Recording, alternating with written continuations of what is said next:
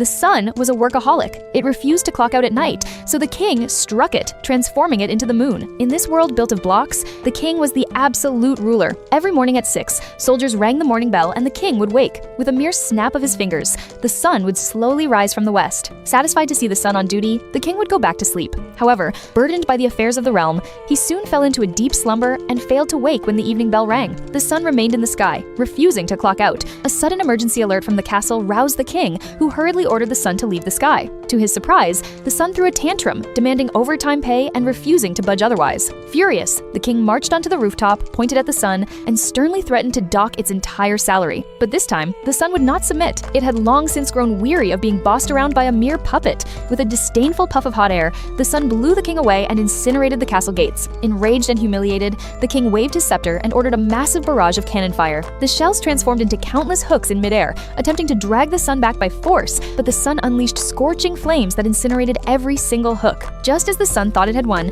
a colossal cannon platform slowly rose up. It turned out the previous assault had merely been a probe. The true killing blow was yet to come. A train roared out of the cannon's muzzle, hurtling straight toward the Sunday. The sun spewed flames in retaliation, instantly melting the train's roof and wheels, yet the king clung fast to the roof. Standing firm against the gale without a trace of fear, he urged the train to accelerate. The train leapt into the air and slammed heavily into the sun's eye. With a thunderous crash, daylight plunged into darkness, and the sun was transformed into the moon. The king sat leisurely atop the moon, as if proclaiming his unshakable majesty. Do you know where those smelly socks you keep losing end up?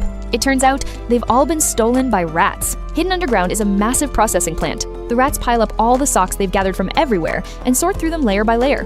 Every rat here has a specific role, and only socks with a sufficiently pungent odor make the cut. The qualifying socks are placed on a conveyor belt and sent to the next stage of processing. The rat doctor is thrilled out of countless socks. Only one has met the standard. Using state-of-the-art equipment, the doctor successfully extracts the most potent essence of the sock's stench. Next, the sock is moved to another workshop. 2 rats carry it to a machine, secure both ends firmly, and flip the switch. 2 machines stretch the sock taut and position it over a storage container. As the equipment activates, the essence slowly drips out of the smelly sock. It takes 100,000 socks to extract just a single drop of this essence. The essence flows through a pipe below. A rat steps forward with a test tube, collects the liquid from the container, and places it on a tray, nearly dropping and breaking the tube along the way. It enters another room and hands the essence to the leader of the rat colony. After sniffing the liquid to verify its quality, the leader walks to the other side and slowly pours the essence into a delivery chute. The essence is then channeled into a container strapped to the back of a secret agent rat, who is about to embark on a perilous mission. The agent rat leaps from a high-rise building, quickly deploys a paraglider during the descent, and glides through the air,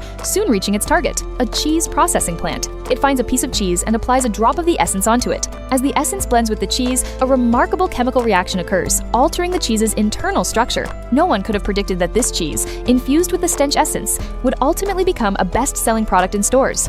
This is a remarkable company. Here, simply shaking hands with a superior causes one's body to grow larger, and the larger one becomes, the higher one's status rises. On the day of her interview, the young woman struggled to push open the heavy doors, only to find a towering ladder stretching up into the clouds. As she climbed, she spotted a group of tiny figures gathered around the boss, who was a veritable giant fully 10 times the size of his employees. Hoping to catch his eye, she gave a soft cough. The boss turned his gaze toward the newcomer, examined her resume through a magnifying glass, and then signaled his secretary. The secretary promptly took a teacup from a drawer and swapped it for the resume in the woman's hand, a gesture signifying her official hiring. When the boss smiled and extended his hand, she hurriedly shook it. Instantly, her body grew noticeably larger. Yet, as a newcomer, she remained the smallest person in the office. Even the computer before her seemed enormous, forcing her to climb onto the keyboard to operate it with great effort. Her partner grew impatient with her slow pace, so in a moment of urgency, she began using both her hands and feet to work the keys furiously. When the workday ended, her colleagues left one by one, but she chose to stay behind, toiling away alone in the empty office late into the night.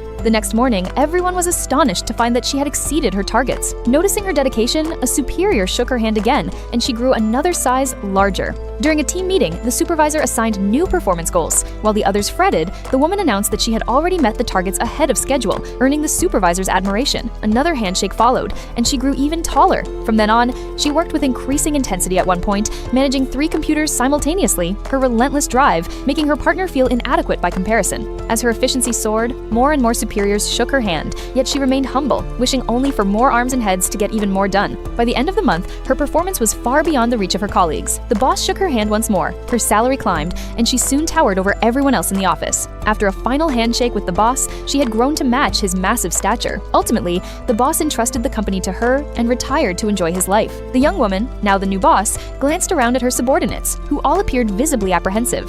She let out a soft sigh just as the sound of footsteps drifted in from the staircase. A newcomer was approaching timidly, clutching a resume looking for all the world, like her younger self.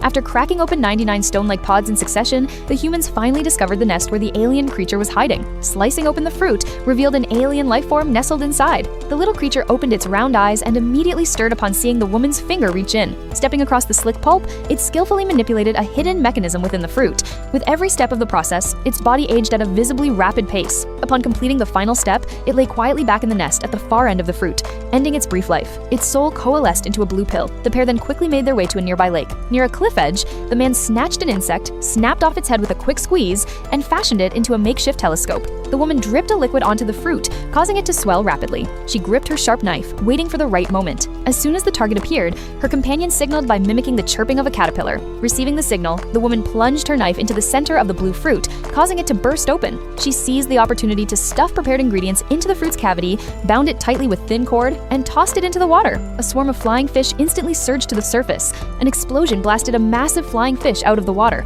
sending it crashing heavily onto the shore. Meanwhile, the man stuffed a giant dragonfly into a cloth bag to create a makeshift glider and soared across the river. He had to protect the flying fish in the water from other alien creatures before his companion could arrive by boat. The woman quickly approached the giant flying fish, sliced open its belly, and climbed inside. She located a blue tentacle and pulled an internal mechanism, then grabbed a white tentacle that emerged and squeezed it hard. The tentacle vanished, replaced by a control lever. She pushed the lever, causing a glob of viscous green slime to spew from the fish's mouth. She scraped some of the substance into a bag and fed it to the small agumon beside her. After consuming it, the agumon was instantly revitalized and took off at a full run. But before long, its eyes glazed over, and it collapsed heavily to the ground. Immediately after, its tail exploded. The thunderous blast roused the giant fish hovering in the sky. The creature extended its long tongue and swallowed Agumon in a single gulp. Panic gripped the pair, and they sprinted with all their might toward the giant fish. Inside the beast, Agumon was rapidly digested. Soon, a mass of green secretion was expelled from its body. The man lunged forward. This was the very thing they had been desperately seeking. Holding their breath, the two of them plunged together into the green mass. Fragments of memory suddenly sprang to life. Beneath a scorching sun, skyscrapers towered and roads crisscrossed. The sounds of people and the glow of lights never ceased through the night. It was the outline of a homeland etched deep into their very blood, yet now it seemed veiled by an ethereal mist. They stood in the middle of the street as pedestrians hurried right through them. Not a single soul paused. In truth, they had long ago been stranded on an alien world following an accident. All this painstaking effort had been expended for nothing more than a fleeting, illusory glimpse of memory, just to catch one last look at the homeland they had lost forever.